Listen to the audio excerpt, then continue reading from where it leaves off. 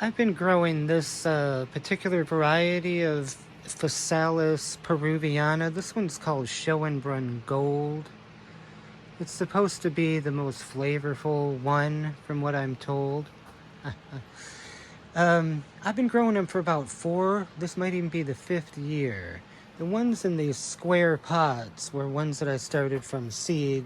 Actually, not that one, but these two for sure. The first year they grew and they just did a lot of green growth, grew really tall, had very few fruits on them, and then we hit my frost date, which I'm in zone 5 in Michigan here, and everything died off.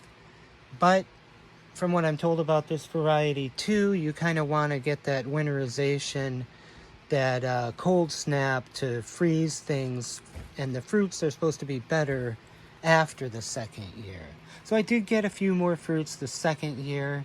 I keep them here in the greenhouse over the winter. Now some of them have gotten so tall, like 6 feet tall, that I've had to just hack them off right there, and they're pretty voracious. They come right back. So if you're growing them, don't be afraid to trim them. They come right back.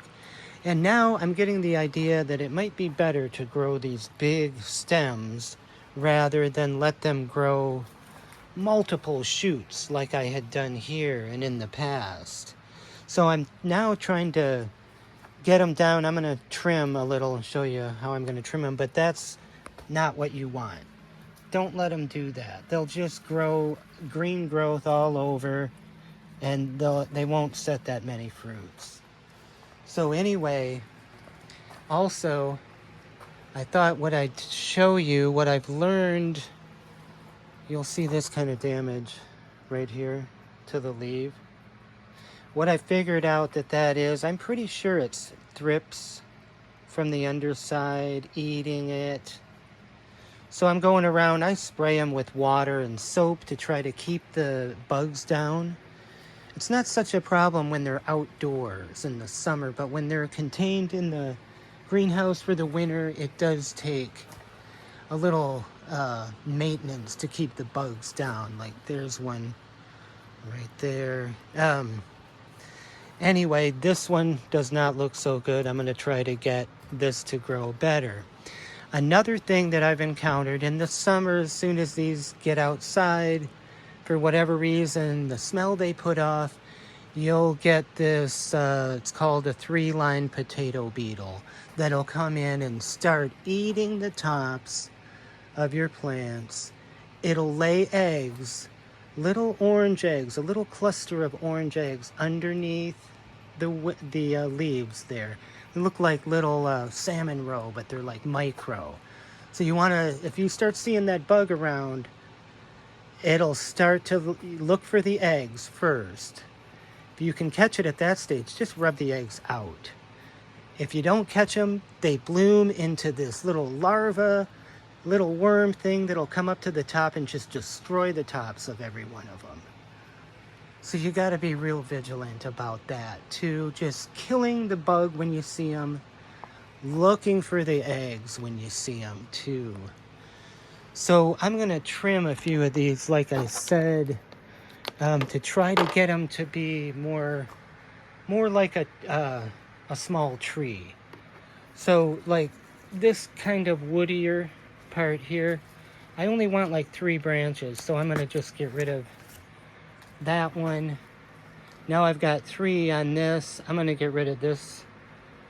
Well, actually that one's pretty tough. Yeah, I am going to get rid of that one. Over here too, anything small right now that's just bursting out, I want to get rid of. I'm going to get rid of that whole thing there. This has got 2. Let's get rid of that. Little ones gone. So 1, 2. I don't like these little side ones coming up either. I just really want to get it to be like a little bush. So I'm going to get rid of that too. That'll get it down to where it won't be It'll be a little more manageable when these things grow, and I'll have to continue to cut little things like that just to keep it to be more of a tree. This is sort of a small, it looks like a small tomatillo or a larger ground cherry. And one of the ways, they're tough to get going from seed. They're real sensitive. The seedlings will be real sensitive.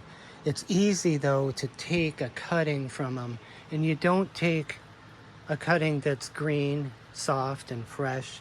What you want to do, like if I wanted to take a cutting, I could cut this right here.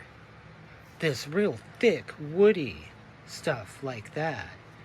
And then just take it and plug it into the ground anywhere you can find. I've put them in here. So this one's been in there. It's been in there for a month or more, and it's totally rooted and growing. So I can repot that. And that's really the best way to do them. Growing from seed takes a long time. And now this is essentially a 4-year-old plant too. It's ready to fruit at a better rate than if you had started from seed there. So that's what I know about Physalis Peruviana Schoenbrunn Gold. Watch out for that beetle. Get the eggs and the larvae out. Watch out for thrips. That's a general thing. I'll get these all trimmed up, and I usually try to get them outside of the greenhouse as soon as I can. Couple more months here, because they're already starting to, they're starting to get out of control already. So anyway, that's what I know.